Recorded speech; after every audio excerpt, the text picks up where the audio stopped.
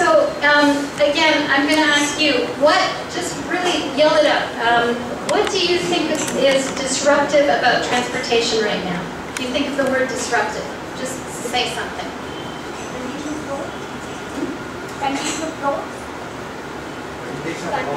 Condition of roads, okay, what else?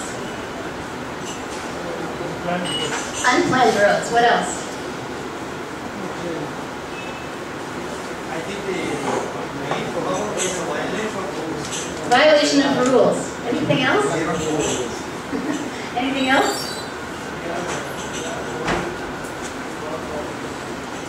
We are ruled by not competent people. Connectivity. Okay. Connectivity is one. Second emotion? Is that? Connectivity is one. Connectivity is and information. And information, connectivity and information. Great. Anything else? We don't have a planning, proper planning. We noted that before, so that's twice noted. Perfect. Habits are growth patterns. Pardon? Habits are growth patterns. Growth patterns. Growth patterns. Just growth and development. Yeah, the way in which the city is distributed, density distributed, density, land use, growth patterns, development. Okay, great. Fantastic. They're not treating pedestrians as human beings. Not treating pedestrians as human beings. Anything else? Lack of public transport. Lack of public transport. Anything else? Redundant traffic load. You must be an engineer. Anything else? Okay, so we heard kind of disruptive bad, but disruptive can also be disruptive good. What about disruptive good? Any disruptive goods?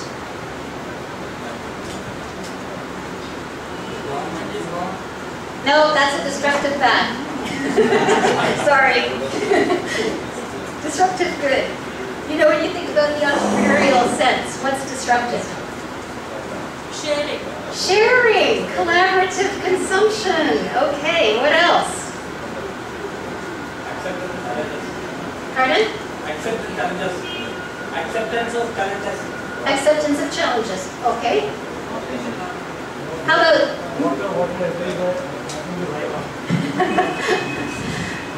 Anything else? Okay. So what we're going to do, what happens is we tend to think bad disruptive all the time. And the key bad disruptive that we've identified, there are more than these, but these are the main ones, I think, and affecting most of the world. And what I want to tell you is tonight that I'm going to be talking in a global context at some of the common things that are in all countries and all cities, city regions. And we can also zero in on Kochi, but in general I want to sort of talk about the global situation.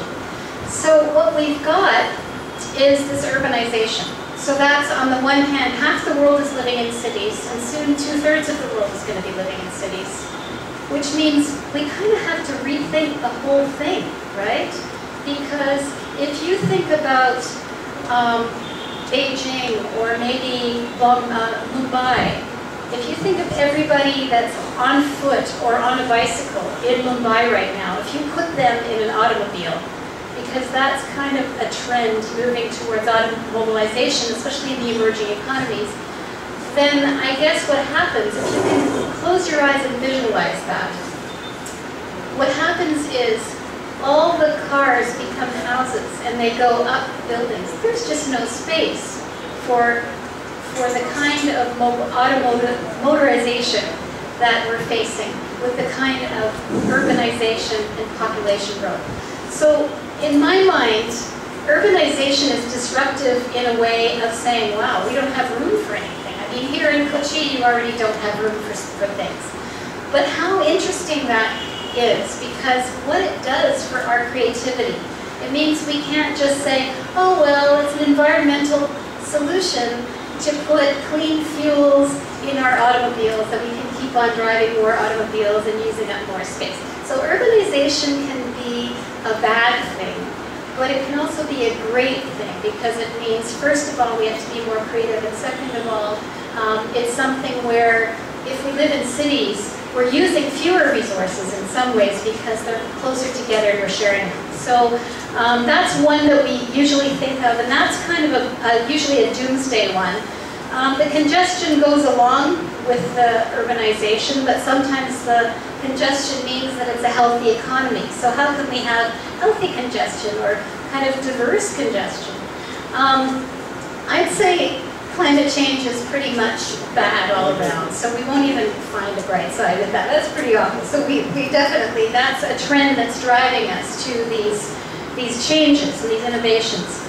Also, transportation tends to exacerbate disparity between rich and poor, between the able, the disabled, between young and old. Transportation is really an issue that is a sensitive point around disparity. And then there's a growing seniors population.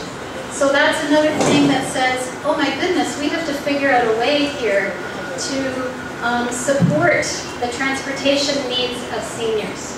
So in the US and Europe, a lot of it is that people lose their driver's license, they can't drive anymore, and then they're shut in, they're socially isolated, they can't get around, there are no ways for them, they don't have access to appropriate transit.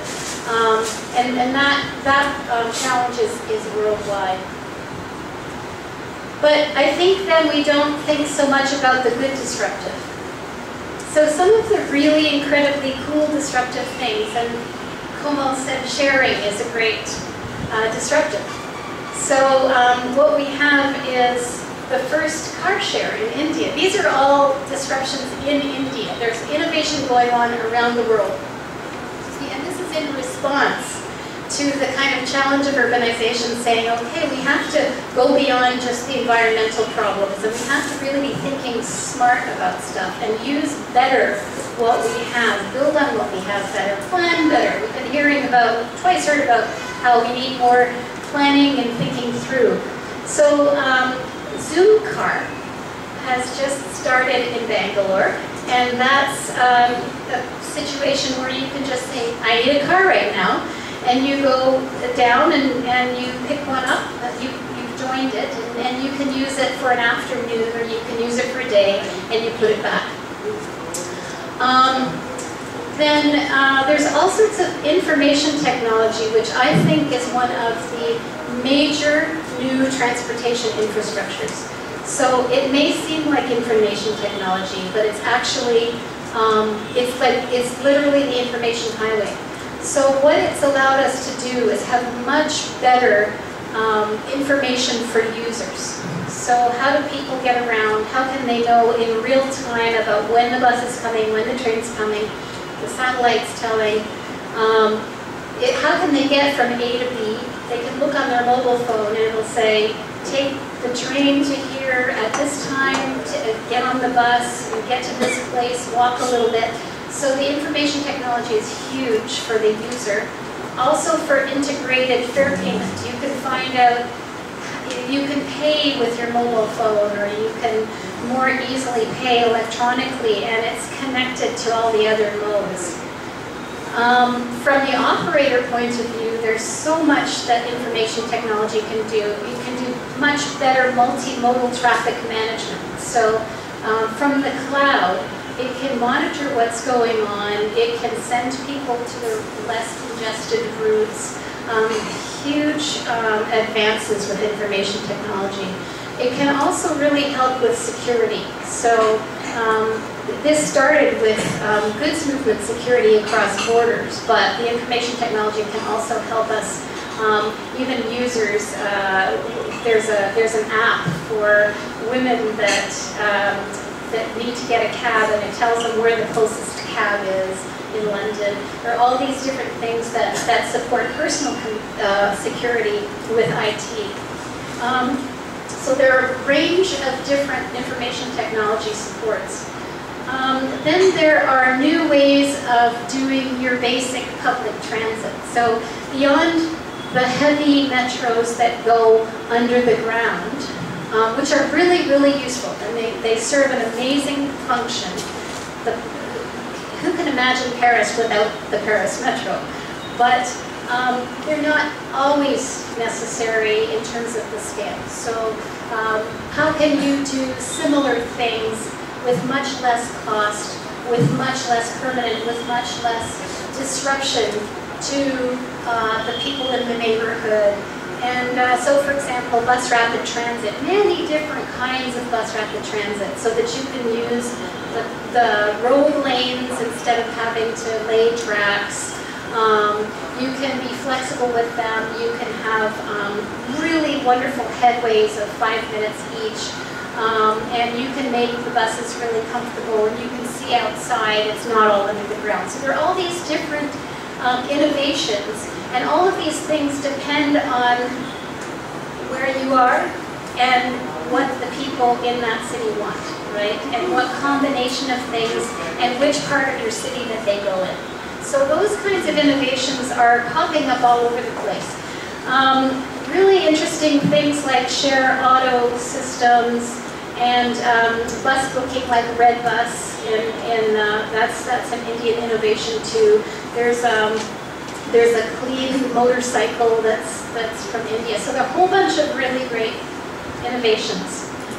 And some of the other interesting disruptive trends are that in more and more places, the millennials, or the people between 18 and 35, are starting to think that they don't really need to get their driver's license, or they don't really need to own a car, even if they do get their driver's license, because they can just use a car, they can get Zoom car, or they can somehow share with others. So the reasons, there are many reasons given, but you know, the young people like their technologies better.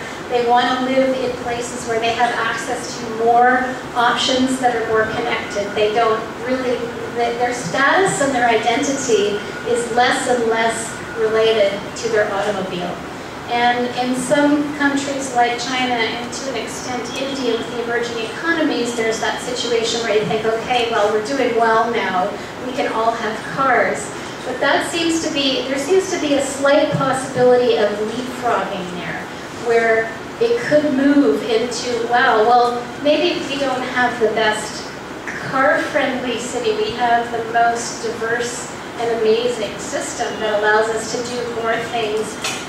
Even with car share, I mean, owning one car is so last millennium, because, you know, if you wanted to, you could use maybe the natural gas van from Zoom car during the week to take your kids to school, and then you could use the electric Maserati for your hot date on the weekend, right? So there's this set of more opportunities, not less. So this cultural change is leading to some new innovations as well. And it's helping us tell a new and exciting story about the future of transportation, because it's really easy to get totally depressed and think, oh, it's awful, and the only way we can solve this problem is if we all get out of our cars and eat broth. You know, like you think the future is going to be dull and horrible. But really, it's incredibly exciting, this diversity and possibility that's made possible by new thinking around collaborative consumption, around information technology, and even information technology that can replace trips altogether. Because, you know, there are some trips that you just really don't want to take. It's not saying you're not allowed to take some trips, but what about if you could just skip it and stay home and work, or you know, do teleeducation, or have an operation with telemedicine or something like that. There's so many things where you're completely either reducing the length of the trip or eliminating it altogether. You can also do that through wise urban planning. You bring things closer together, and then you don't have to go so far. And also for goods movement, local production and distribution. I mean, not moving stuff. Building it here or growing it here, like urban farming, means that you don't have all those food miles. And it's also tastier because you can have it fresher. So all of this opportunity here is coming out of this new diversity. And to some, I think it sounds complicated, because Some of us are still stuck in, oh, it'd be great if it were a silver bullet. Like, what about having, you know, an electric, self-driving, flying car? And then everyone would have one, and the whole world would look like the Jetsons, and it would be really great. But that's kind of not my idea of a good time. And my sense is that more and more people are thinking the diversity option's kind of cool. So transportation's at a tipping point in general. And you might think of this, whether or not you like Friedman, he said the world is flat. I'm thinking transportation is flat. So it's not a matter of, in some countries, most people drive. In some countries, most people walk. But those are both kind of monocultures. But if you think of it, it's really getting to be, as it diversifies, it's getting to be flatter. So you've got all the different modes of transportation, getting access to all of those different modes of transportation in a connected way so that they serve you. And they're connected by this great information as well. So what you've got is, now this is not, for the media back in the back row, this is not a media bite, okay? You've got open source, multimodal, multi-service, IT-enhanced, user-focused, socially equitable, aesthetic, livable, whole systems transportation. Have you got that down? But really, it's just more choices, more connected, right? And then what happens on top of that, like you think, what I always get is like, yeah, but you know how much that's going to cost? We already don't have enough money. Well, actually, that's going to save money because it optimizes, and it's going to make money because it's going to be a huge entrepreneurial opportunity, and it's going to be a huge industry opportunity, and it already is. And that's the kind of thing that we're discovering when we look at the industry cluster that surrounds the future of transportation. Because if you think about all the stuff that I've just mentioned, you're not just thinking automotive industry, and you're not just thinking transit industry. You're thinking IT, real estate, energy, utilities, and then all, oh bless you, apps and new services with all these entrepreneurs. And it's in the multi-billions. We did a study back in 2002 in Toronto, and then we did a recent update in 2012. And it's just off the charts in terms of the meeting local need and generating industry opportunity. So it's kind of exciting, actually. And both from the transportation point of view and from the economy point of view, it's a little bit like something called permaculture. And I really like permaculture because I'm a gardener, and I just love the fact that stuff needs to be beside stuff in order to survive well, and that you can grow things out of the ground and have it actually thrive because of the diversity. So what you have really is that the most diverse systems are the strongest and most resilient, and they're most likely to prosper and replicate themselves. So this is really small font, but the gist of it is there's someone named Peter Newman in Australia who is really a transportation guru, and he talks about how transportation, when it's a monoculture, it's like trees when there's a fire or a flood. The poplars grow up really fast, the tall trees, the fast-growing trees, and you've got this kind of monoculture. And that's how I think of our transportation system. What we had, I guess, maybe after World War II or something, the whole place was covered in cars, and maybe after an economy suddenly starts to thrive, all these cars all over the place. But then what happens is you start to get all these smaller, different species coming up. And that's really great because you've got much more opportunity there for all the different species to thrive. But it's still not that great because those things have to start talking to each other. And that's exactly where we are in transportation now. We've got that innovation. So think about those little mini species, like the innovation that I was talking about a minute ago, with just coming up. but it's on its own. Like they're all kind of individual innovations, and they're not kind of coming together with the user in mind yet, but that's coming. So I want to show you a quick video.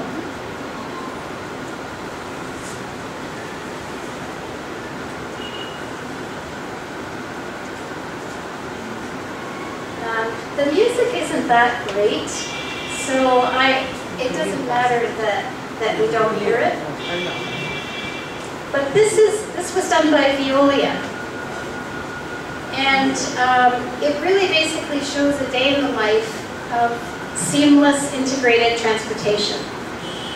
And I really like it because it makes it look so easy, and it's with stuff that we kind of already have. And it's about how efficiently we could connect some of these things that we could either have easily or that we already have or could have easily. And it also shows a lot of different innovation opportunities, like entrepreneurial services and new technologies. And it shows all different kinds of people benefiting from this approach. Now you might think, okay, well, does everyone have a mobile phone? Well, that's getting there. There are a lot more people, even who are low income or urban poor. Many have mobile phones before they have indoor plumbing, and use their mobile phones for just about everything. And there are also ways to have kiosks instead of the mobile phones available at connection points around the city.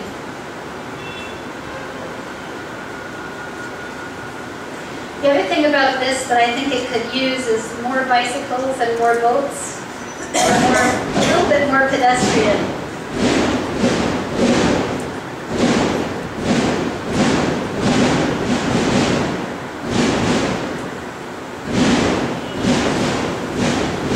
Worry about that.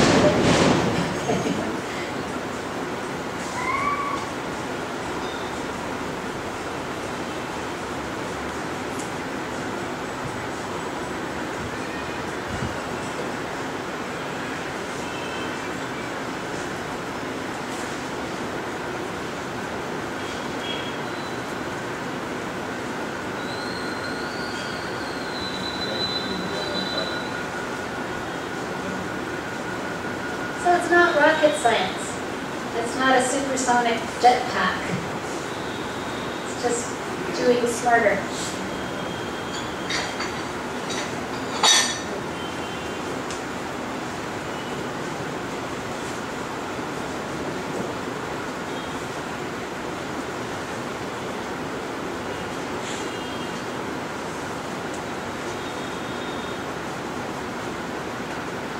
So what you have here is all sorts of connectivity, spatial service connectivity, people connectivity, goods connectivity, technological, economic, and institutional. We've got to get all the people that are running all the different things to actually be in the same room from time to time, which is what we did this afternoon. It was very exciting, and I hope productive.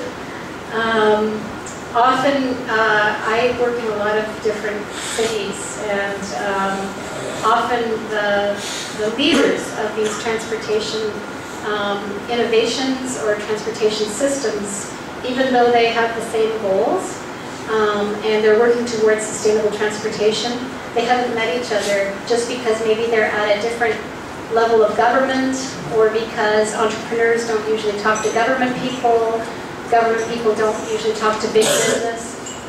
And yet, coming together means that you could create solutions together that would be really, really useful.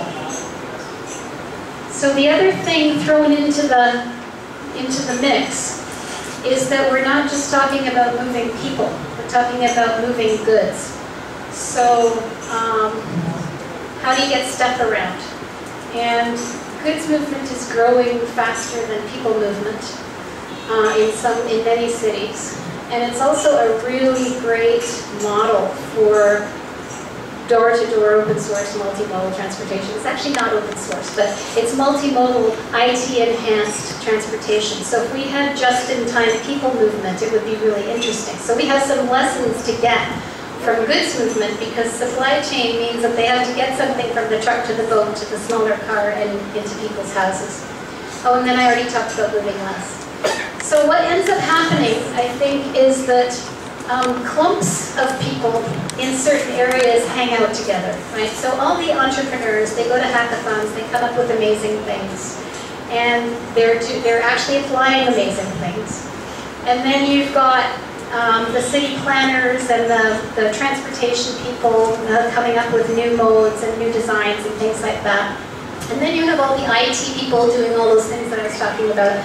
So you've got these sort of four solitudes of people that don't come together. And especially not with the user in mind. I think quite often, depending on what it is, if it's a business, it's often with the market in mind. So then, how can we sell more of these? As opposed to, well, how can the person get outside the door and to their destination in the right way? So, and the other thing is that often in this situation, the people with the different modes will compete with each other.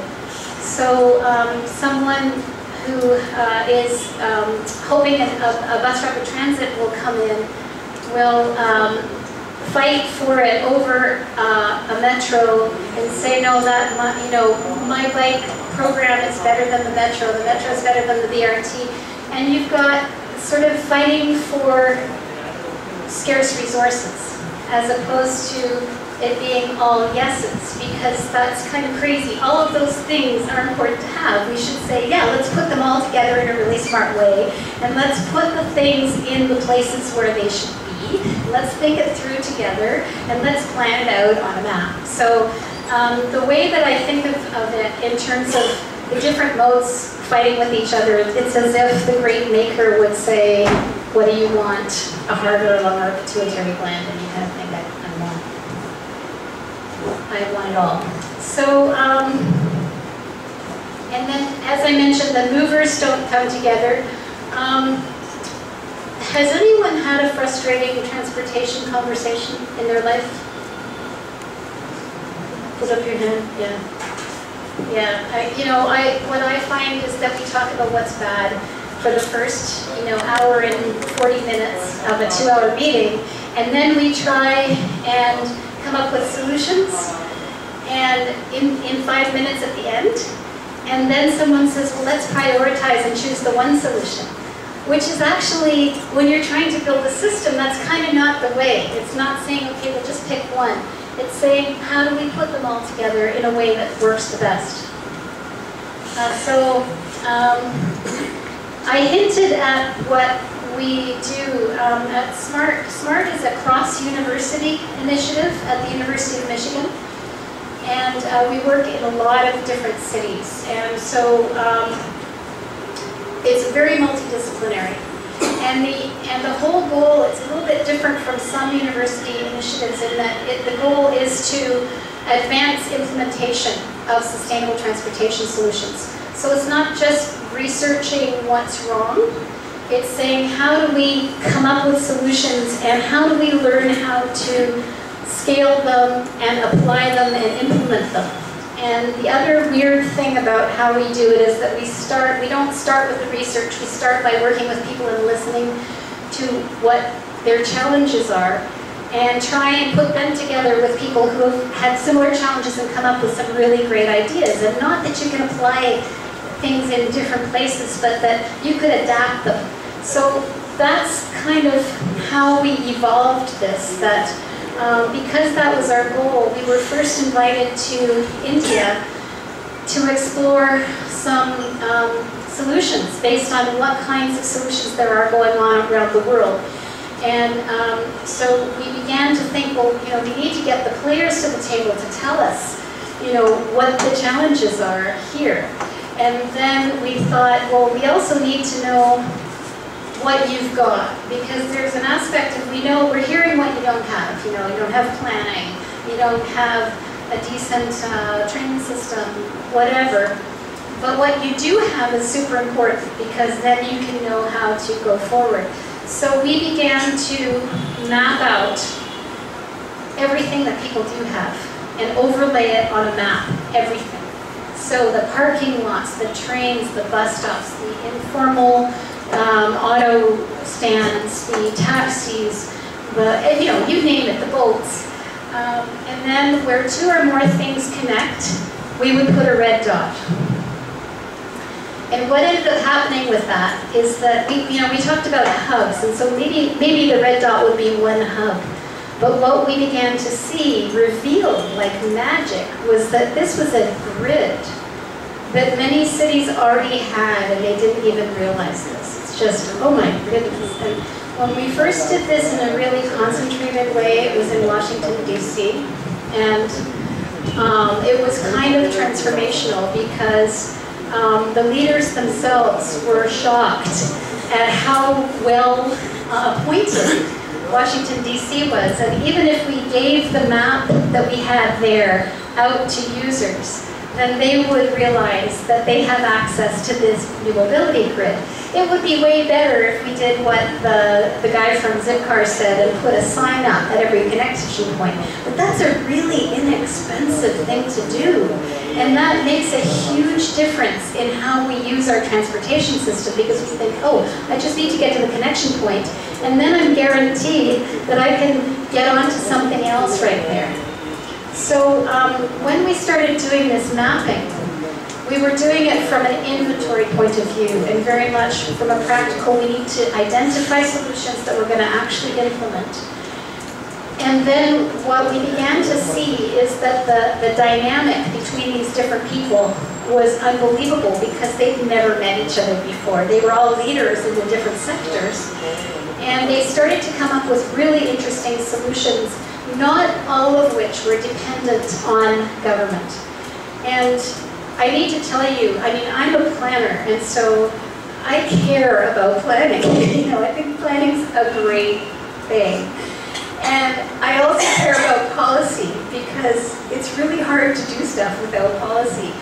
But if you think about all the cities in the world that might lack a little bit in terms of leadership, policy, and good land use, you realize you have to be doing things that are not dependent on those things, right? You need to put some stuff in right away. You need to come up with really neat solutions. And that's why the sort of rise of entrepreneurship and the rise of the IT culture is really interesting, and the rise of collaborative consumption means that you can do things like you see on the map. Oh my goodness, there's a gap there.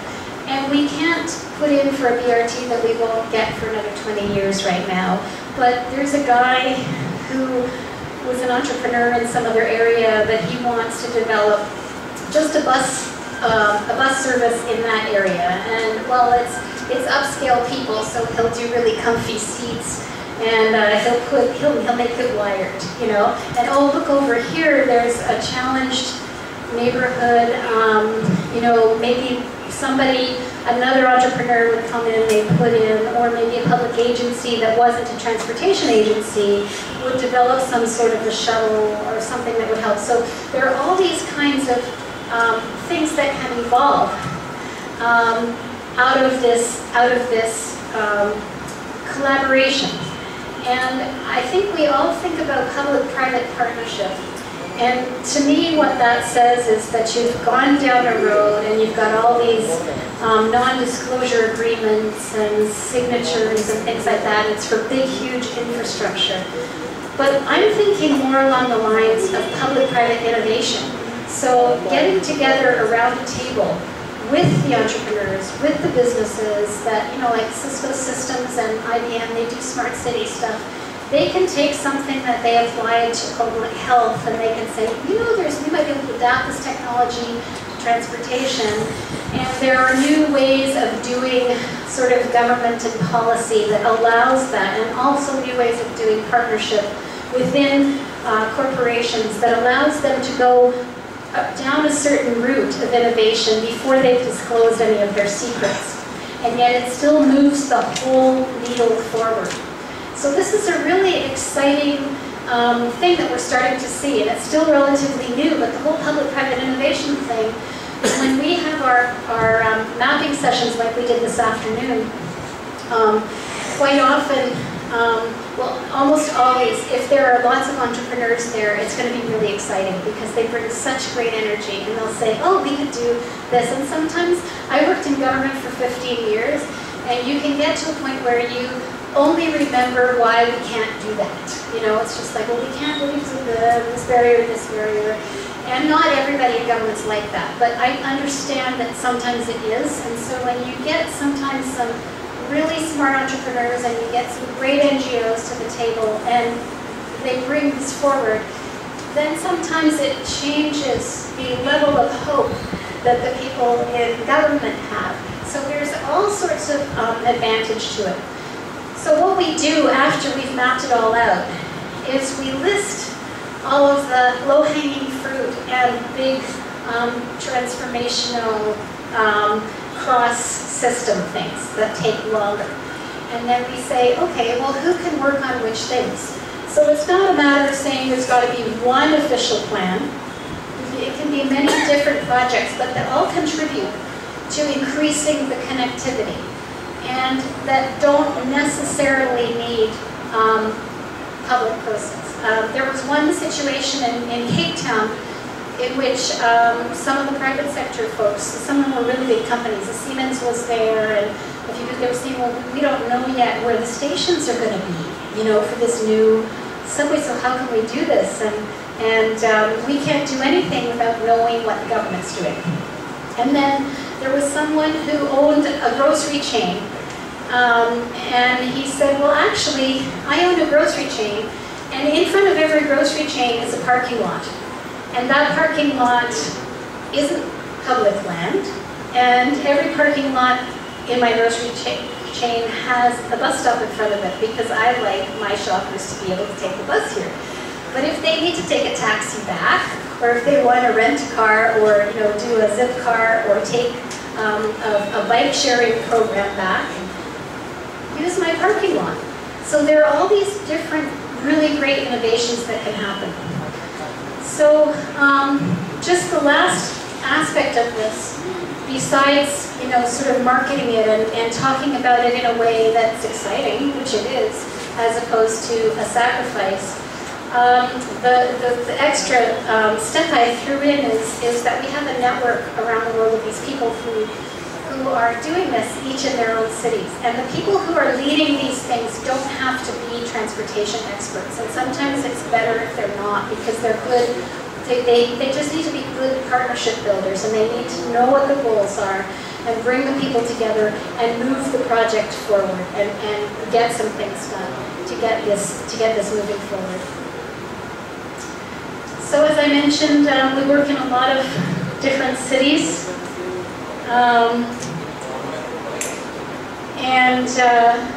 These are some pictures of the different steps, convening step. Oh, the other thing I forgot to mention about the first step of convening is that we do make people go around and say, what do you love about your transportation system? And that actually throws people off quite a bit, because they're usually used to complaining. And so when you've gone around a table of 10 or 20 people, and you hear, oh yeah, you really do I love the fact that Kochi has new footpaths and those kinds of things. You hear a lot of positive, and you're building on it. And this is the mapping in Washington and Ann Arbor. This is Kachin, which you probably recognize. Chennai is doing a lot of really exciting things. Cape Town, as I mentioned, is doing entrepreneurial activities. Los Angeles, they know a lot of movie stars there, the people that are working on the Los Angeles project. And so they like to get the movie stars to show that this is the coolest, hippest way of getting around, which I think is one of the most important things, actually, is telling the story differently, getting a new narrative. Other things are going on in Los Angeles along the lines of moving minds. So I think I mentioned a lot of the benefits. You know, we were aiming for more connected options, but we didn't realize some of the other benefits, like but this is good for not just mega cities. It's great for suburbs and rural. That it's both short-term and long-term, as I mentioned. That it's kind of sexy and hip now for the young generation especially. And what we also didn't realize was that it's resilient. In other words, from the national security perspective, if there are more choices and they're more connected, and if everybody has a bicycle in their garage and some climate change event happens and they're stuck, then at least you can sort of get around instead of having only your car, and you have a bridge that's out and you can't get to the gas station, all sorts of things where there's a single point of failure. And then I'm just going to wind down with this whole incredible economic opportunity thing. So I mentioned earlier that there's this whole cluster of sectors around the emerging industry and beyond the traditional. And what you've got from an economic benefit point of view, there are four things. So the kind of obvious thing that people usually talk about is that having a better sustainable transportation system is better for regional competitiveness. I mean, people are going to want to live here. You've got the creative class coming. You've got higher productivity because people aren't stuck in traffic for hours. So you've got this obvious benefit of having a good sustainable transportation system. And the other thing that I've also already mentioned is the optimization. You're going to save a lot of money. People save a lot of money if this system is supplied, and the operators save a lot of money if the system is optimized. You're not as likely, if you do this process or if you think through these things, you're less likely to build a bus rapid transit right over top of the subway, which has happened before. So that's, you know, you're saving money that way. And because you're clubbing things, you're clumping things, you're saving a lot of resources that way too. But the thing about this industry that I mentioned is really, we're so much on the cusp of that now. And what that brings also is new kinds of jobs. And in the US at least North America and Europe, I think, we think of, transportation jobs, but so often the jobs that are quoted are the short-term highway construction jobs and those kind of infrastructure jobs that aren't necessarily the great ones. And some of the kinds of jobs that are beginning to be associated with new mobility are the high-tech and the creative and the service and the system management and the mobility management, really kind of cool things to be doing. So what we have now then is the public-private innovation means that a lot of the bigger companies that usually used to be involved from just a corporate social responsibility point of view. So they would say, okay, I'll give a little bit of money because I think this is nice. And you know, it's not the same as saying, oh my goodness, this is a market. And I'm going to change what I do because I'm going to change what Ford does, for example. That's what Bill Ford has said. You know what? This is transportation. And we have to meet the goals of the future. And this is a big market, and it's important to the world. So, you know, a number of different companies, especially from India, and what is really inspiring here in India is how the private sector is really leading the way in some areas in transportation, including demonstrations in changing the mindset, all different kinds of places, and having a huge influence, I think, on the sense of hope for the future. But then the entrepreneurial space is also growing, and as I mentioned, we launched a prize called the Mobi Prize last year, and it's the Mobi Prize and platform. So what we're doing is building a database of every new mobility entrepreneur in the world that we can find. And that is so that we can put entrepreneurs together with each other, so that we can put entrepreneurs together with the people who will buy their services, like cities or big businesses, so that they can have some sort of an influence from a policy perspective, and so that they can actually answer some questions for us so that we can support them. So how do we research what they need and support their goals? So the first one we had last year, the next one will be presented in 2014. I'm really hoping that more folks from India will apply.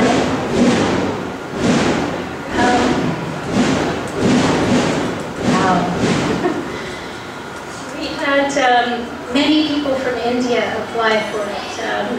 Facilita, EcoCabs, Ideaflow was the technology, Auto rickshaws, SMB wheels, rural mobility, transparent design.